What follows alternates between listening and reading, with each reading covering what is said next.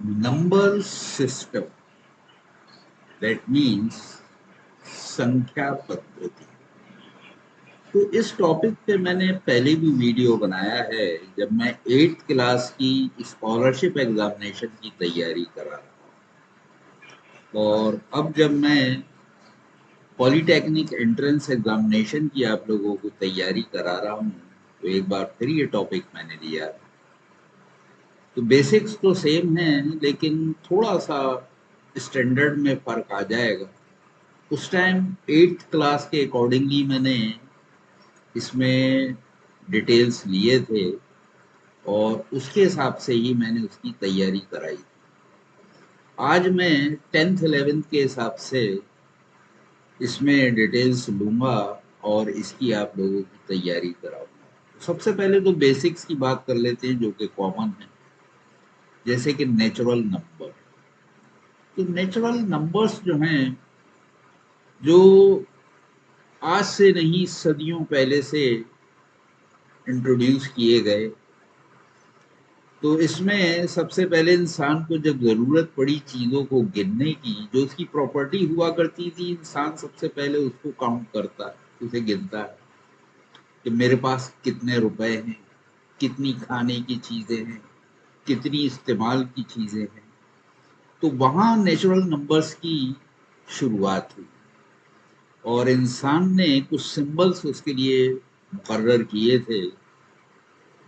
तो सबसे पहले उन्होंने गिनने के लिए नंबर्स डिसाइड किए और उनको अलग अलग शक्ल दी, अलग अलग लैंग्वेज में अलग अलग तरह के सिंबल्स रखे गए और काउंटिंग नंबर्स बने, जो कि एक से शुरू होते थे और वो धीरे धीरे बढ़ के अनंत तक चले गए, इन्फिनिटी तक।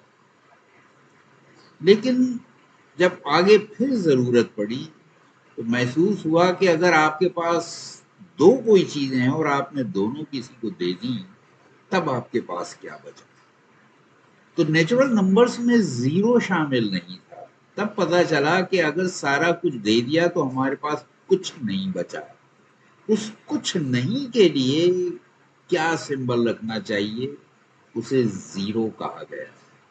और जब नेचुरल नंबर्स में जीरो भी शामिल कर लिया गया तो इसको एक और नाम दे दिया गया, यानी उस पूरे सेट को जो है हमने एक और नाम दे दिया, जिसे हम कहते हैं होल नंबर्स, यानी पूर्ण संख्याएं। तो नेचुरल नंबर जो थे वो प्राकृतिक संख्याएं थी और ये शुरू एक से होती थी, एक से अनंत तक। लेकिन होल नंबर जो है, इसमें एक जीरो को खाली और शामिल कर लिया गया, तो इसे नया नाम दे दिया गया होल नंबर्स, यानी पूर्ण संख्याएं। तो बाकी सब नेचुरल नंबर्स ही थे, इसमें एक जीरो और ऐड हो गया। लेकिन जैसे जैसे वक्त गुजरा, इंसान की ज़रूरतें बढ़ती गईं, खर्च भी करने लगा, कर्ज भी लेने लगा, उधार लेने लगा। तो कुछ नई बातें पैदा हुई कि आपके पास 2 रुपए थे और आपने 5 रुपए का सामान खरीद लिया। अब वो 3 रुपए का उधार हो गया, उसको कैसे दिखाया जाए।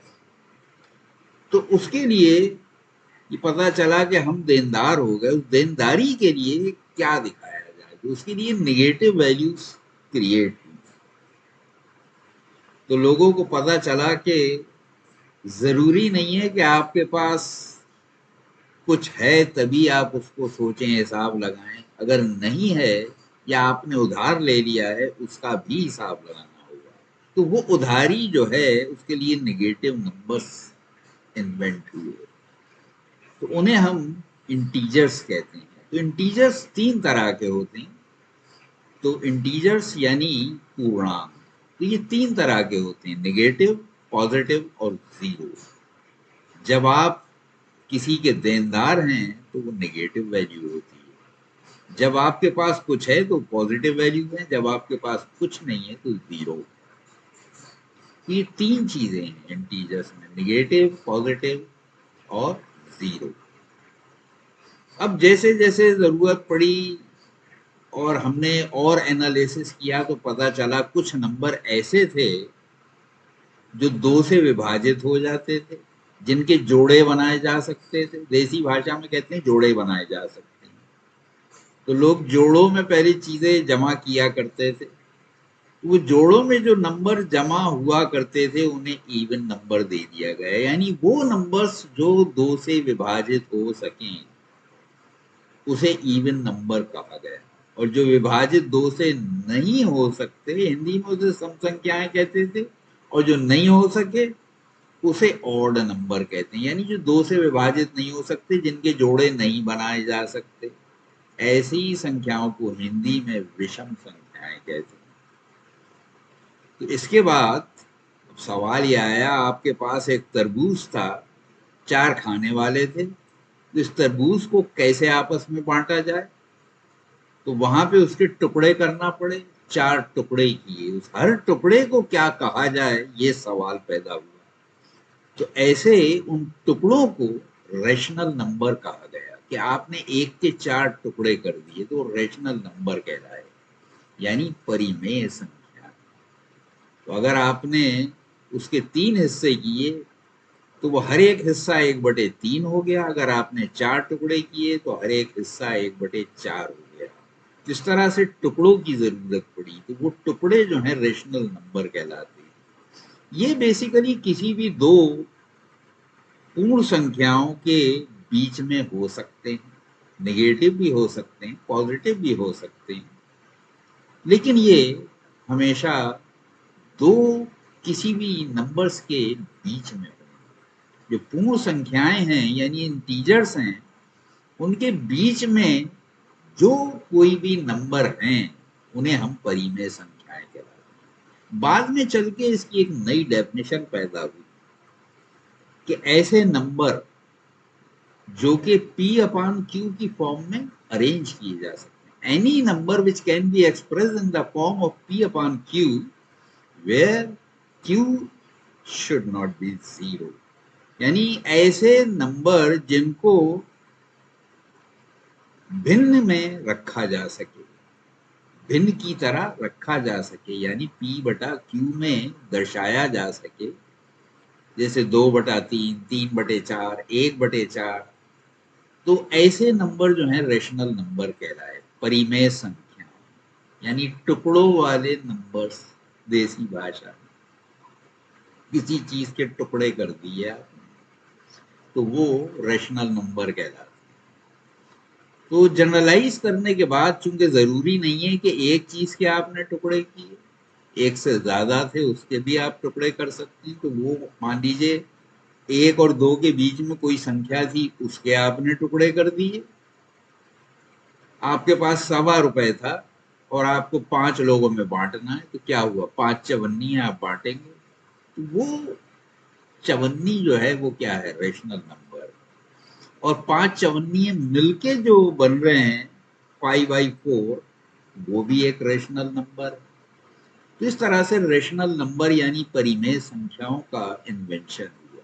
लेकिन इसमें खास बात यही थी कि हर जो है वो 0 नहीं होना चाहिए, और ये P/Q में जो नंबर्स आए वो क्या होना चाहिए, वो पूर्ण संख्याएं होना चाहिए, यानी इंटीजर्स होना चाहिए, पूर्णांक होना चाहिए। तो थोड़ा सा फर्क है पूर्ण संख्याएं पूर्णांक में। पूर्ण संख्याएं तो 0 से स्टार्ट होती हैं, और पूर्णांक जो हैं वो नेगेटिव भी हो सकते हैं। तो रेशनल नंबर भी नेगेटिव भी हो सकते हैं, पॉजिटिव भी हो सकते हैं। इर्रेशनल नंबर, अब कुछ चीजें ऐसी थी जो कि सिंपल नंबर्स में या सिंपल फ्रैक्शन में डिवाइड नहीं हो सकते थे, बीच में कुछ वैल्यूज ऐसी आ गई, जैसे अंडर रूट में आ गई। मान लीजिए आप 1 और 2 के बीच में ले रहे हैं और अंडर रूट 2 एक बीच में आ गया। अब अंडर रूट 2 की आप जानते हैं वैल्यू क्या होती है, 1.414 समथिंग होती है। वो है तो 1 और 2 के बीच में, लेकिन वो रेशनल नंबर नहीं कहलाएगा, क्योंकि उसको हल करना और उसकी एग्जैक्ट वैल्यू निकालना आसान नहीं था। तो ऐसी कोई भी संख्या जिसे आसानी से कन्वर्ट नहीं किया जा सके वो इर्रेशनल नंबर कहलाने लगे, अपरिमेय संख्या है जिन्हें आसानी से हल नहीं किया जा सकता। लेकिन उनके जो पूर्ण वर्ग हैं वो पूर्ण संख्याएं या पूर्णांक होते हैं। लेकिन जब वो संख्या ज्ञात की जाए जिसका वो पूर्ण वर्ग था, तो उसे हल करना आसान नहीं होता है। तो ऐसी संख्याएं जो हैं इर्रेशनल नंबर्स या अपरिमेय संख्याएं कहलाती हैं। अब कुल मिला के ऐसी जितनी भी संख्याएं हैं जिनकी अभी तक हमने बात की है, इन्हें नंबर लाइन पे दिखाया जा सकता है, यानी आप स्पेस में दिखा सकते हैं इसकी वैल्यू कहाँ है और ये कहाँ लाई करता है। आपने पढ़ा होगा कि हम वैल्यूज को अलग अलग हिस्सों में बांट देते हैं। मान लीजिए एक्स एक्सिस है, वाई एक्सिस है। अब यहाँ पे ये फर्स्ट क्वाड्रेंट कहलाता है, ये सेकंड क्वाड्रेंट कहलाता है, ये थर्ड कहलाता है और ये फोर्थ क्वाड्रेंट कहलाता है। तो यहाँ सारी वैल्यूज पॉजिटिव होती हैं, एक्स और वाई दोनों पॉजिटिव होता है। यहाँ एक्स निगेटिव, वाई पॉजिटिव होता है। यहाँ दोनों निगेटिव होते हैं। यहाँ एक्स पॉजिटिव होता है, वाई निगेटिव होता है। तो अब ये जो कोई भी समतल है जिसमें हम वैल्यूज को दिखाते हैं, अगर इस समतल पे आप उसको दिखा सकते हैं, उस वैल्यू को दर्शा सकते हैं, तो वो वास्तविक संख्या कहलाएगी। यानी जिसे नंबर लाइन पे या किसी समतल में दिखाया जा सके, वो वास्तविक संख्या है। और जिसे न दिखाया जा सके, वो काल्पनिक है, इमेजिनरी है। यानी नंबर लाइन पे जिसे एक्सप्रेस नहीं कर सकते वो इमेजिनरी है, जिसे कर सकते हैं वो रियल नंबर है। अब रियल नंबर्स को भी फर्दर हम आगे डिवाइड कर सकते हैं, जिसमें प्राइम नंबर्स हैं, अभाज्य संख्या है, यानी जिसे किसी नंबर से भाग न दिया जा सके उसे अभाज्य कहते हैं। जैसे 2 है, 3 है, 5 है, तो ये किसी नंबर से विभाजित नहीं होती हैं। तो ऐसी संख्याओं को हम प्राइम नंबर्स कह सकते हैं, जिसके अगर फैक्टर किए जाएं, गुणनखंड किए जाएं, तो वो संख्या खुद या एक जिसका गुणनखंड होता है उसे हम प्राइम नंबर्स कहलाते हैं। इनके ज्यादा से ज्यादा 2 ही गुणनखंड होते हैं, लेकिन ऐसी कोई भी संख्या जिसके 2 से ज्यादा गुणनखंड हो वो कंपोजिट नंबर कहलाता है। तो यानी जो किसी चीज किसी नंबर से एक या नंबर खुद जो है उसके अलावा अगर विभाजित नहीं हो सकती, तो वो अभाज्य संख्या या प्राइम नंबर है। और जो 2 से ज्यादा संख्याओं से विभाजित हो सकती है वो कंपोजिट नंबर या भाज्य संख्याएं कहलाती हैं। तो मेन डिस्ट्रीब्यूशन जो है नंबर्स का वो इन कैटेगरीज में किया जा सकता है, और इनको समझना और ये सिस्टम जो है यही नंबर सिस्टम कहलाता है, संख्या पद्धति।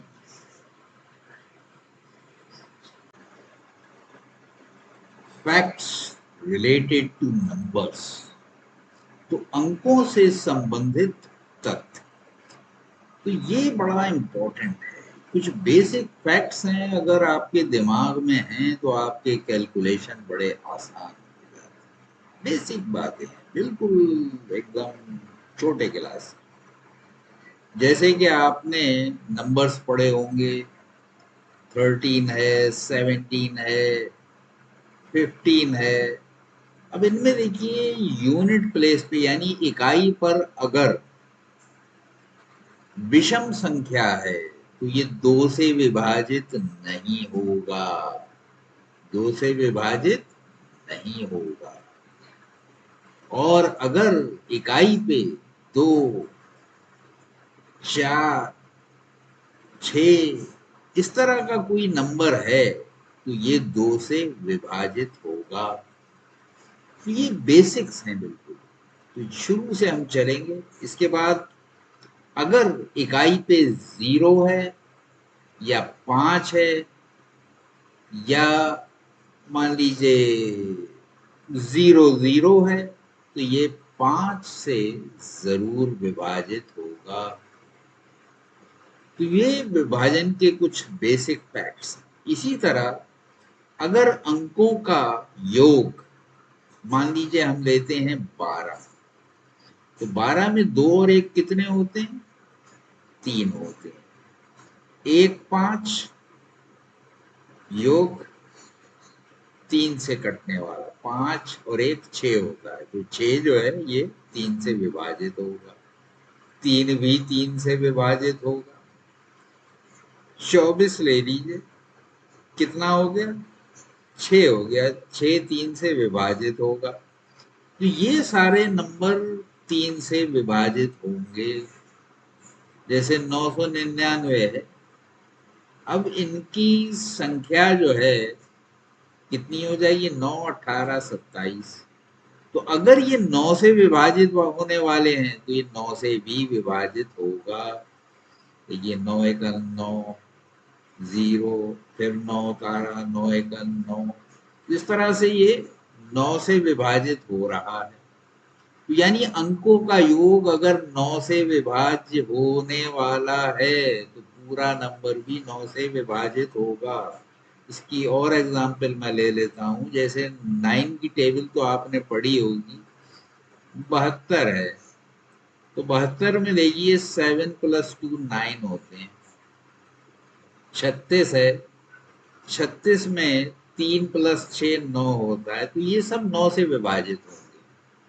यानी अगर अंकों का योग 9 है तो 9 से विभाजित जरूर होगा, तो 3 और 9 की ये खास बात है। अगर अंकों का योग 3 से विभाजित हो रहा है, वो संख्या भी 3 से विभाजित होगी। अंकों का योग 9 से विभाजित होने वाला है तो 9 से जरूर विभाजित होगा। तो आपने 2 का पढ़ लिया, 3 का पढ़ लिया, 5 का पढ़ लिया, 4 4 रह गया बीच में। देखिए 4 की खास बात क्या है कि अगर आखिर के 2 अंक जो हैं ये 4 से विभाजित हो जाएं, जैसे 36 है, तो 36 को हम 4 से विभाजित कर सकते हैं, 4 नेम 36। तो ऐसे ही अब इससे पहले कुछ भी लिखा हो, 50336, ये पूरा नंबर जो है ये 4 से विभाजित हो जाएगा, चूंकि आखिरी 2 अंक इसके 4 से विभाजित हो रहे हैं। तो आपने 5 का भी पढ़ लिया, ठीक है। 6, तो अगर उसमें जो इकाई अंक है वो 2 से कटने वाला हो और अंकों का योग 3 से विभाजित हो जाए तो 6 से विभाजित हो जाएगा। 7 का थोड़ा सा टेढ़ा है, इसलिए याद रखने में और कैलकुलेशन में आपको उतनी आसानी नहीं होती है, तो मैं जिक्र नहीं करूंगा यहाँ पे। 8 से विभाजित होने के लिए आखिरी 3 अंक ले लें, अगर आखिरी 3 अंक 8 से विभाजित हो जाएंगे तो पूरा नंबर 8 से विभाजित हो जाएगा। जैसे कि मान लीजिए मैं ले लेता हूं 120, तो 120 8 से विभाजित हो जाता है। अब इससे पहले कुछ भी ले लें आप, 0 3, इस तरह से कुछ भी ले लें, ये पूरा विभाजित हो जाएगा। अब देखिए 8 से अगर ये विभाजित हो सकता है, 8 एकम 8 और ये 40 आ गया, 8 पंजे 40। तो आखिरी 3 अंक अगर 8 से विभाजित हो रहे हैं तो ये पूरा भी विभाजित हो जाएगा। देखिए अब मैं इसको पूरा विभाजित करके दिखाता हूँ। आप देखिए यहाँ पे 3 और 0 है, तो ये 4 से कटने वाले, 8 से कटने वाले तो नहीं है, लेकिन पूरा नंबर भी अब 8 से विभाजित हो जाएगा। तो देखिए 8 दिए 24, 6 बजे, 1 उतारा, 8 सत्ते 56, ठीक है। अब बचा 5, तो यहाँ पे 2 उतारिए, 8 छक 48, बचे 4, ये 2 0 उतार लिया, 8 पंजे 40। तो पूरा देखिए विभाजित हो गया। तो नतीजा क्या निकला कि अगर आखिरी 3 अंक जो हैं यहाँ से यहाँ तक ये अगर विभाजित हो रहे हैं 8 से, तो पूरा भी विभाजित हो जाएगा। तो 8 भी देख लिया आपने, 9 भी देख लिया। 10 तो बड़ा आसान है, अगर इकाई पर 0 है, चाहे वो 10 है, 20 है, 300 है, ये सारे 10 से विभाजित हो जाए। यानी इकाई पर अगर 0 है तो 10 से विभाजित हो जाएगा। 11 तक हम ले लेते हैं। 11 का भी बड़ा स्पेशल केस है। मान लीजिए जैसे 121 ले लें, तो इसका और इसका योग 2 हो गया, यानी जो विषम स्थान पर हैं उनका योग 2 हो गया और सम संख्या पे भी 2 हो गया। इनका जो डिफरेंस है अगर 0 हो या 11 से कटने वाला है तो वो संख्या 11 से विभाजित हो जाएगी। ठीक है, तो ये बेसिक रूल्स याद रखिए तो आपको भाग करने में, गुणा करने में आसानी हो जाएगी। और इसी तरह के फैक्ट्स अभी लेके आता हूँ और आपको बताता हूँ। ये तो बिल्कुल जो छोटे क्लास में आपको पता होना चाहिए, ये तीसरे चौथे क्लास तक ये सारी बेसिक बताई जाती हैं, भूल जाते हैं बच्चे, इसलिए यहाँ पे फिर मैं रिवाइज करा रहा हूँ। अब देखिए, हम अगर बात करें वर्ग की, तो एक का वर्ग एक ही होता है, दो का वर्ग यानी 2 गुणा 2 4 होता है, 3 गुणा 3 9 होता है, 4 गुणा 4 16 होता है, 5 गुणा 5 25, 6 गुणा 6 36, 7 गुणा 7 49, 8 गुणा 8 64, 9 81, 10 250, 100।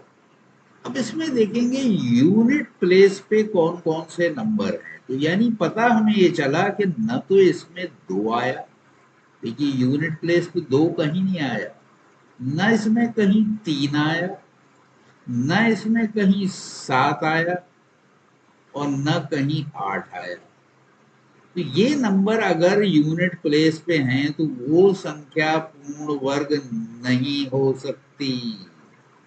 पूर्ण वर्ग कब होगी कोई संख्या, यानी यूनिट प्लेस पे या तो 0 हो या 1 हो या 4 हो या 5 हो या 6 हो या 9 हो, यानी ये 6 अंक अगर हैं तभी वो संख्या पूर्ण वर्ग होगी, होल स्क्वायर। ठीक है, पूर्ण वर्ग तभी होगी, यानी होल स्क्वायर। तो होल स्क्वायर कब होगी, जब यूनिट प्लेस पे 0 1 4 5 6 या 9 हो। अगर यूनिट प्लेस पे 2 3 7 8 है तो वो पूर्ण वर्ग यानी होल स्क्वायर नहीं होगा।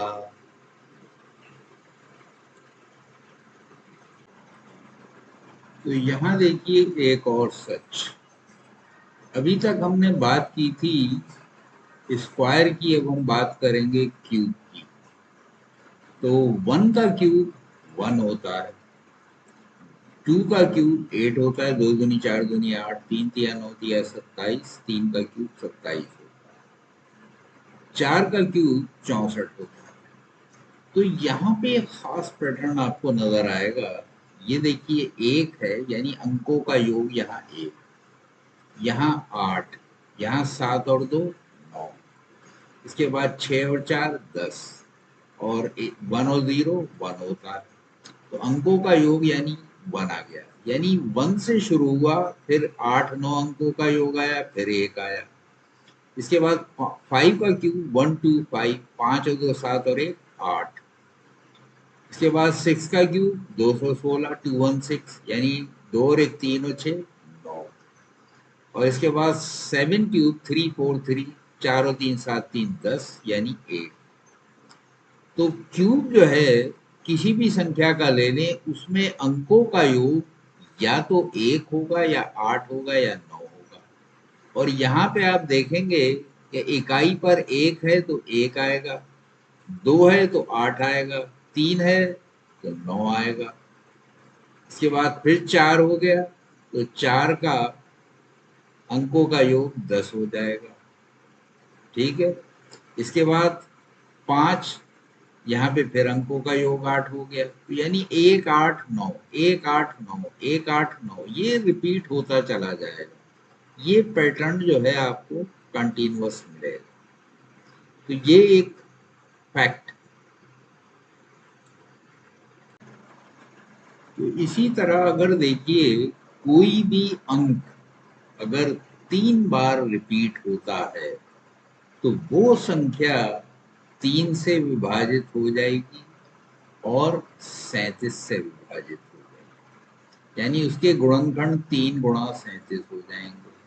अगर 2 3 बार रिपीट हो रहा है तो एक ये 2 एक्स्ट्रा हो गया और 3 37 इसमें भी आए। अगर 3 3 बार रिपीट हो रहा है तो 3 और 37 तो आएगा, 3 रिपीट हो जाएगा। इसी तरह अगर 4 4 बार 4 3 बार आएगा तो 2 × 2 यानी 4 और बाकी 3 37, यानी 3 अंक अगर हैं और उस पे कोई भी अंक 3 अंकों वाली संख्या में कोई भी अंक अगर 3 बार रिपीट हो रहा है तो 3 और 37 से जरूर विभाजित होगा। इसी तरह अगर 6 बार रिपीट हो रहा है कोई भी अंक तो वो संख्या 3 से 37 से 11 से और 13 से विभाजित होगी। यानी 3 37, अब अगर 3 बार आई थी तो 3 × 37 इसमें जरूर था।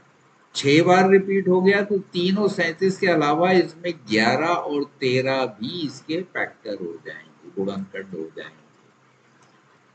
तो इसको मैंने डिवाइड करके भी दिखाया है, ये आप देखेंगे। तो इस तरह से पहले सबसे हमने 3 से विभाजित किया 37, 0 37 आया। इसको फिर विभाजित किया 37 से तो 1001 आ गया। अब ये 1001 11 से विभाजित हुआ 91 आया, 91 13 से विभाजित हो गया। इस तरह से 3 × 37 × 11 × 13 आ गया हमारे पास। इसी तरह अगर दो दो सब जगह ले लें तो एक 2 और फैक्टर बढ़ जाएगा, बाकी 3 37 11 13 इसमें भी आएंगे। 3 सब जगह ले लें तो यहाँ पे एक 3 एक्स्ट्रा हो जाएगा, यहाँ 2 एक्स्ट्रा हो जाएगा। 3 37 11 13 ये सब में आएगा। अगर 4 सब जगह ले लेंगे तो 4 और 3 37 11 13 आएगा। तो इस तरह से ये भी एक फैक्ट। तो अब हम बात करेंगे q⁴n -1 और +1 की फॉर्म में, यानी q⁴n +-1 इसको जनरलाइज करेंगे और इसमें भी n की पावर जो है वो इवन और ऑड। तो यहाँ पे देखिए अगर n सम संख्या है, यानी ये n जो है सम संख्या है, इवन नंबर है, तब क्या होगा? जैसे 2⁴ 2 है -1, तो 2⁴2 4 हो गया, 4 - 1 3 हो गया। तो ये इस तरह के सारे नंबर 3 से डिविजिबल होंगे। जैसे यहाँ 2 लिया, अब 4 ले लिया तो 2⁴ 16 होगा, 16 - 1 15 हो गया। तो 15 भी 3 से डिविजिबल है। ये देखिए यहाँ भी 3 आ गया, 3 × 5 है। अगर इसको 6 लेंगे, देखिए 2 4 6, तो ये 64 - 1 यानी 63 हो गया है। ये भी 3 से डिविजिबल है।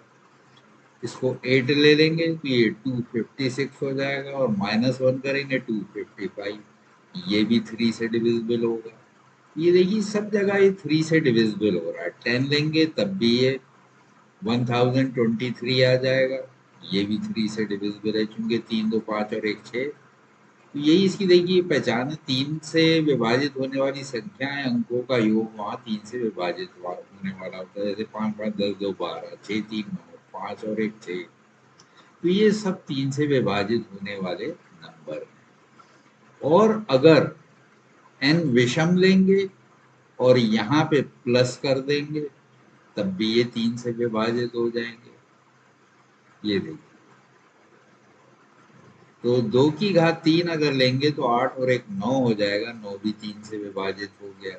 अगर ये 5 ले लेंगे तो 32 और 1 33, ये भी 3 से विभाजित हो जाएगा। 2⁻7 ले लेंगे, 128 और 1 129, तो ये भी 3 से विभाजित हो जाएगा।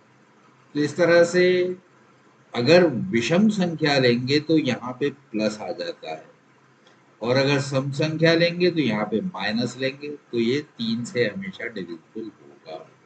अब अगर यहाँ पे जो इसकी घात है ये 2n की फॉर्म में है, यानी 2 × समथिंग, तो इवन नंबर है। और इवन में भी जब ये देखिए सीधा n 2n है और n भी जो है ये विषम है, यानी 1 3, तो यानी 2 6 10 इस तरह से आ जाएगा। 5 दूनी 10, 3 दूनी 6, 2 1 2, तो 1 3 5 ये हमने लिए यहाँ पे n की जगह।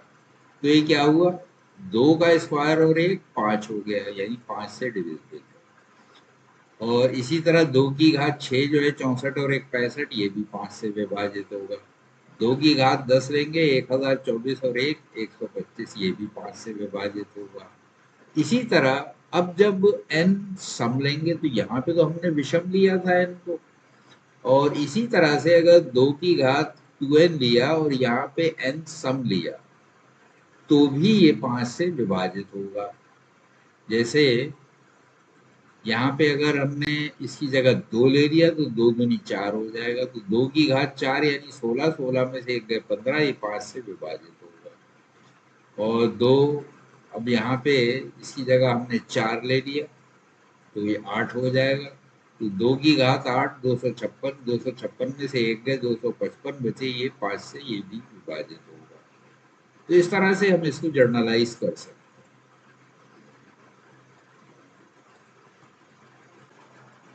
तो अगर देखिए कोई समीकरण इस प्रकार से है कि x की घात n प्लस a की घात n, और जहां पे n विषम होगा तो ये x प्लस a से विभाजित हो जाएगा। तो यहाँ पे अगर 1 रखेंगे तब तो ये x प्लस a हो ही गया, तो यहाँ पे x प्लस a से विभाजित हो जाएगा यानी भाज्य है। इसी तरह अगर क्यूब रखेंगे यानी x की पावर 3 प्लस a की पावर 3, तो ये तो आप जानते ही हैं, इसकी आइडेंटिटी पहले भी मैं बता चुका हूँ कि x plus A into x square minus a x plus A square हो जाएगा। तो ये भी देखिए x प्लस ए से विभाजित हो रहा है और ये भी विभाजित हो रहा है। अब अगर बड़ी पावर लें जैसे x की घात 5 प्लस ए की घात 5, तो यहाँ पे मैंने x प्लस ए से इसको विभाजित करके दिखाया है, क्योंकि इसकी आइडेंटिटी आपने नहीं पढ़ी थी। तो देखिए इसको स्टेप बाय स्टेप मैंने डिवाइड किया है। x टू दी पावर 4 लिया तो इससे मल्टीप्लाई करेंगे x टू दी पावर 5 आ गया। अब a से मल्टीप्लाई करेंगे तो a x to the power 4 आ गया। अब हमारे पास ये नीचे के चिन्ह बदल देंगे, ये कैंसिल हो जाएगा, ये दोनों कैंसिल हो गए और यहाँ minus a x to the power 4 आ गया। इसको हम यहाँ पे ले आए और अब इसको विभाजित करने के लिए आपको चाहिए, ये देखिए माइनस ए एक्स क्यूब। तो माइनस ए एक्स क्यूब से जब एक्स में मल्टीप्लाई करेंगे तो minus a x to the power 4 हो जाएगा, तो जब ए में करेंगे तो minus a square x cube आ जाएगा। नीचे के चिन्ह बदल दिए जाएंगे तो ये कैंसिल हो जाएगा और ये बच जाएगा, इसको हम यहाँ पे ले आएंगे। तो ये ए स्क्वायर एक्स क्यूब ये यहाँ पे आ गया। अब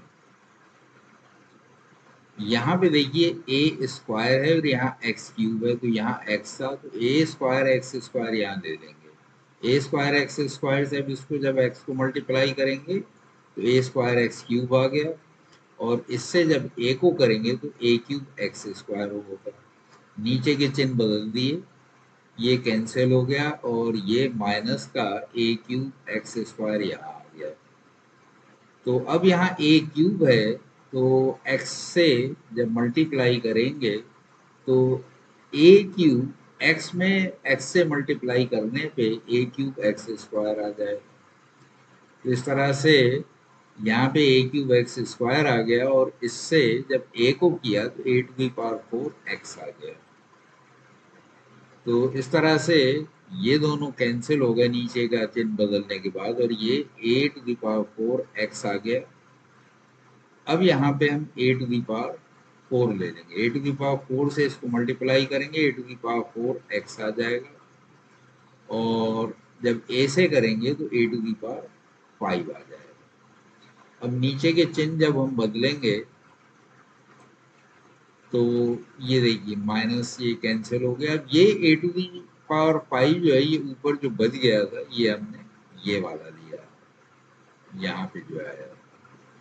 तो इस तरह से ये पूरी तरह विभाजित हो गया, ये देखिए यहाँ पे कुछ नहीं बचा, और इसका मतलब क्या हुआ कि इसका भी एक फैक्टर जो है x प्लस ए होगा।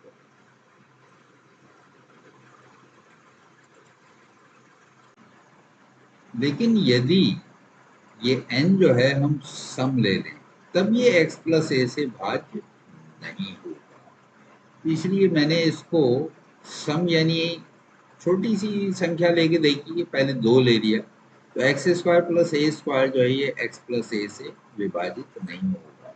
तो अगर ये इतनी छोटी नहीं होगी तो बड़ी भी नहीं होगी।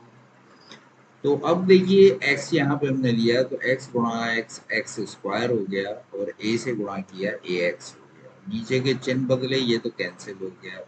यहाँ माइनस ax आ गया, ये ax को हमने यहाँ ले लिया और इसको यहाँ पे उतारना है।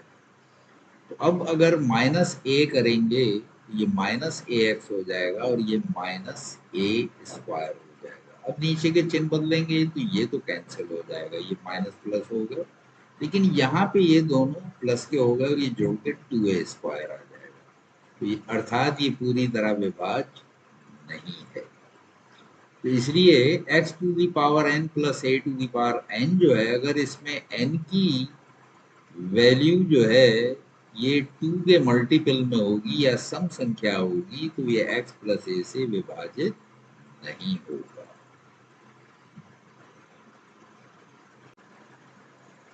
अब यदि x to the power n minus a to the power n को हम ले लें और यहाँ पे अगर n विषम है तो ये x माइनस a से भाज्य होगा। जैसे अगर n की जगह 1 ले लें, x माइनस a है, ये तो है ही भाज्य। अब अगर x cube minus a cube लें तो इसके गुणनखंड आप जानते हैं, x माइनस ए इंटू एक्स स्क्वायर प्लस ए एक्स प्लस ए स्क्वायर होता है। तो इस तरह से यहाँ पे x माइनस ए एक गुणनखंड चूंकि है तो ये x माइनस ए से भाज्य है ही। अब अगर x to the power 5 minus a to the power 5 ले लें तो इसके गुणनखंड अगर आपको नहीं मालूम है तो इसको हम भाग करके देख लेते हैं। तो x to the power 5 minus a to the power 5 को x माइनस ए से हमने भाग दिया। तो पहले x टू दी पावर 4 ले लेंगे तो x टू दी पावर 4 को x से करेंगे तो x टू दी पावर 5 हो जाएगा minus a x to the power 4। तो ये नीचे के साइन चेंज करेंगे तो ये प्लस हो जाएगा और इसको अब हम यहाँ पे ले आए तो ये ए एक्स टू दी पावर 4 जो है इसको हम ए एक्स क्यूब से अगर गुणा करेंगे तो ए एक्स टू दी पावर 4 आ जाएगा और इससे इसको करेंगे तो ये minus a square x cube. अब नीचे के साइन चेंज कर दिए, ये नेगेटिव हो जाएगा, ये पॉजिटिव हो जाएगा, ये कैंसिल हो गया, ये बच गया। इसको अब नीचे ले लेंगे तो ये हो जाएगा, देखिए ए स्क्वायर एक्स क्यूब। तो अब हम ए स्क्वायर एक्स स्क्वायर ले लेंगे क्योंकि ये स्क्वायर है और यहाँ एक्स है तो ये एक्स क्यूब हो जाएगा। तो ए स्क्वायर एक्स क्यूब हो गया और माइनस ए से जब गुणा किया तो माइनस ए क्यूब एक्स स्क्वायर हो गया। नीचे के साइन चेंज किए, ये कैंसिल हो जाएगा, यहाँ माइनस का प्लस हो जाएगा, इसको ये नीचे ले आएंगे। अब यहाँ पे ए क्यूब एक्स स्क्वायर हो गया तो अब हम यहाँ पे ए क्यूब एक्स ले लेंगे तो ए क्यूब एक्स स्क्वायर हो जाएगा और जब माइनस ए से गुणा करेंगे minus a to the power 4 x हो जाएगा। अब नीचे के साइन जब चेंज करेंगे तो ये कैंसिल हो जाएगा और ये बच जाएगा, इसको इधर ले आएंगे। तो अब हमें लेना पड़ेगा a to the power 4। A to the power 4 लेने से ये देखिए ए टू दी पावर 4 यहाँ पे ले लिया। अब x से गुणा करेंगे ए टू दी पावर 4 x हो जाएगा और माइनस ए से करेंगे तो minus a to the power 5 हो जाएगा। नीचे के चिन्ह बदले, ये माइनस हो जाएगा, प्लस हो जाएगा, ये कैंसिल हो गया, ये माइनस ये प्लस ये भी कैंसिल हो गया, तो कुछ नहीं बचा। यहाँ पे कुछ नहीं बचा यानी पूर्णतः विभाज्य है। तो इस तरह से कोई भी हम पावर ले लें, जैसे हमने यहाँ 5 ली थी, इसके अलावा कोई भी विषम पावर ले लेंगे तो ये हमेशा x माइनस ए से विभाज्य होगा। समांतर श्रेणी या अरिथमेटिक सीरीज या अरिथमेटिक प्रोग्रेशन, तो ये किसी ऐसी श्रेणी को कहते हैं जिसमें हर पद में एक निश्चित संख्या जुड़ती चली जाए। या आप यूं समझ लीजिए, अगर कोई भी क्रमागत दो पद ले लें तो उनका अंतर हमेशा एक ही आए। जैसे इसमें a प्लस डी में से अगर a घटा दिया जाए तो d आएगा, a प्लस 2d में से a प्लस d घटा दिया जाए तब भी d आएगा, a प्लस 3d में से a प्लस 2d घटा दें तब भी d आएगा।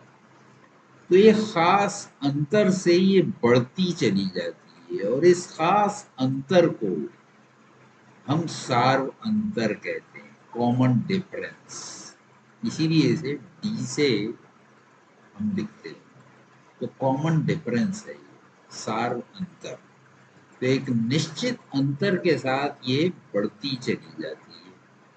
तो इसीलिए अब यहाँ पे आप देखेंगे पहले पद में सिर्फ ए था, पहला पद, दूसरे में डी, तीसरे में 2d, तो तीसरे में 2 यानी 3 से 1 कम, चौथे में 3d यानी 4 से 1 कम। तो इसीलिए अगर हम nवां पद लें तो वो a plus n minus 1 into D होगा।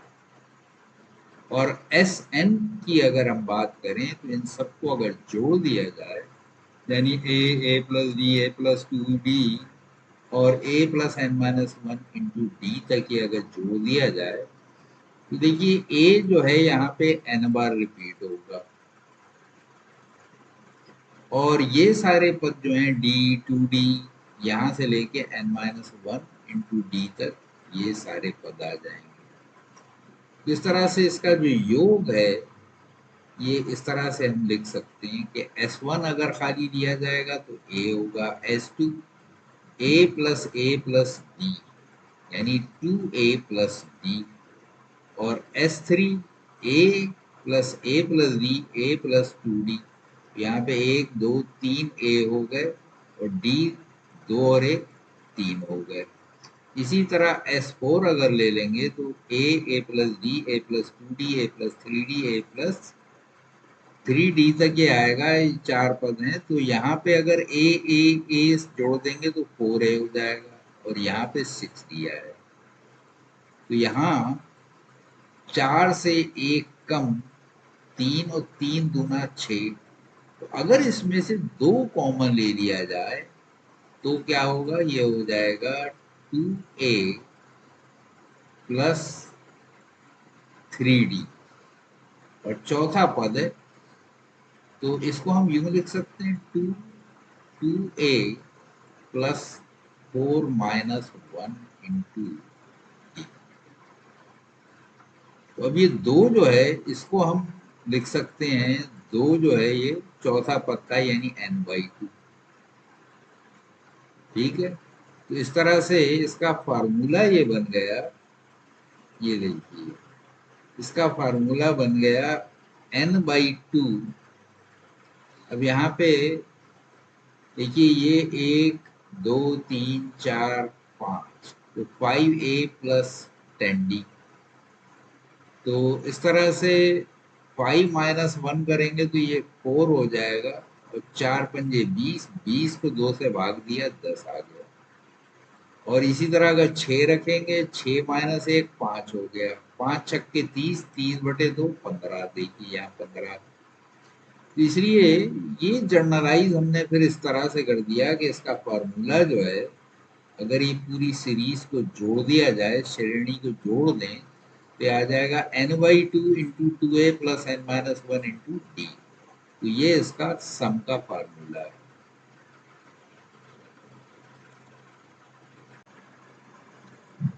गुणोत्तर श्रेणी यानी ज्योमेट्रिक सीरीज, तो ऐसी कोई श्रेणी जिसमें एक खास संख्या से हर पद में गुणा होता चला जाए, ऐसी किसी भी श्रेणी को गुणोत्तर श्रेणी कहते हैं या ज्योमेट्रिक सीरीज या ज्योमेट्रिक प्रोग्रेशन। तो यहाँ पे वो संख्या जिससे गुणा होता जाता है उसे सार्व अनुपात कहते हैं, यानी R से इसे डिफाइन करते हैं कॉमन मल्टीपल। तो यहाँ पे जैसे आर से गुणा होता जा रहा है, यहाँ ए था, यहाँ ए आर हुआ, यहाँ ए आर स्क्वायर, तो आर से हर पद में गुणा होता जा रहा है। और ऐसे देखने पे हमें क्या मालूम होता है कि जो आर का यहाँ पे पावर है वो पद संख्या से एक कम है। यहाँ ए था, यहाँ ए आर, ये दूसरा पद है, इसमें आर की घात एक है, तीसरे में दो है, चौथे में तीन है, इसलिए nवें पद में एन आर की घात n माइनस वन।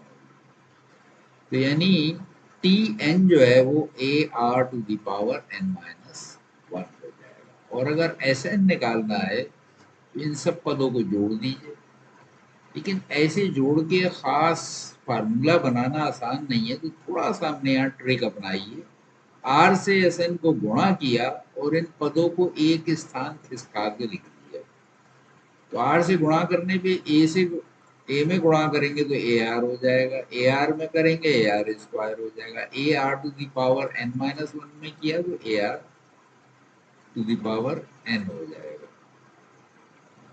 अब जब हम इस सीरीज में से इसको घटाएंगे तो देखिए ये सब कैंसिल हो जाएंगे, ये सब कैंसिल हो गए, आखिर में बचा ये ए और इधर a r to the power N.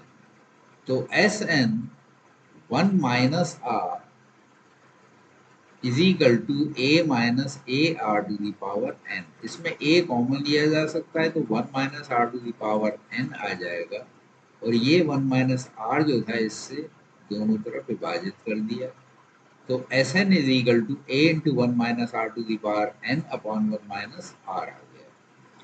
अब अगर इसमें r का मान एक से कम है तब तो हम ये फार्मूला लेते हैं, और अगर r का मान एक से ज्यादा है तब हम ये फार्मूला लेते हैं। इसमें r पहले कर देंगे तो r to the power n minus one लेंगे अपॉन r माइनस वन लेंगे। इस तरह से गुणोत्तर श्रेणी का योग का ये फार्मूला है। तो r का मान एक से कम होने पे ये वाला फार्मूला हम यूज करेंगे और ज्यादा होने पे ये वाला यूज करेंगे। तो अगर n प्राकृतिक संख्याओं को जोड़ा जाए तो उसका सम का फार्मूला निकालने के लिए देखिए, अगर पहला पद खाली लें तो इसका सम एक ही हो जाएगा, अगर दो पद ले लें तो वन प्लस टू थ्री होता है, अगर तीन पद लें वन टू थ्री इनका योग छः हो जाएगा। तो यहाँ पे थोड़ा सा इसको अगर हम जर्नलाइज करें तो दो पद थे तो दो गुणा दो प्लस एक बटा दो अगर हम कर दें तो देखिए यहाँ दो था, यहाँ तीन आ गया, यानी दो से एक ज्यादा, ये टू प्लस वन हमने ले लिया। और दो था, दो बटे दो ये यहाँ कर दिया, दो से दो कैंसिल होकर तीन आ जाएगा। और अगर इसको हम तीन लें एस थ्री तो यहाँ पे देखिए थ्री प्लस वन हो जाएगा, तो ये चार हो जाएगा, चार तीन बारह, और यहाँ था छः, तो अगर तीन बटे दो कर देंगे गुणा तीन प्लस वन तो बारह बटे दो यानी छः हो जाएगा। ऐसे ही चार लेने पे चार गुणा चार प्लस वन बाई टू यानी चार और एक पाँच, पाँच चौक बीस, बीस बटे दो दस। इस तरह से इसको हमने जर्नलाइज कर दिया। एस एन की वैल्यू जो है अगर एन प्राकृतिक संख्याओं को जोड़ा जाए तो इसका सम का फार्मूला हो जाएगा एन गुणा n plus one by two. और अगर प्राकृतिक संख्याओं के वर्गों का योग निकाला जाए यानी one square plus two square plus three square up to n square, इसका फार्मूला होता है एन गुणा n plus one into two n plus one upon six. और अगर इनके घनों का योग लिया जाए one cube plus two cube plus three cube and so on up to n cube, तो ये हो जाता है n into n plus one by two whole square. तो ये कुछ फार्मूले हैं सीरीज के जिनका टोटल का इस्तेमाल हम इस चैप्टर में करेंगे, इसलिए सारे फार्मूले मैंने आपको बता दिए और कैसे इनका डेरिवेशन है, कैसे आता है वो आपको बता दिया ताकि आपको इसको एक्सप्लोर करने में आसानी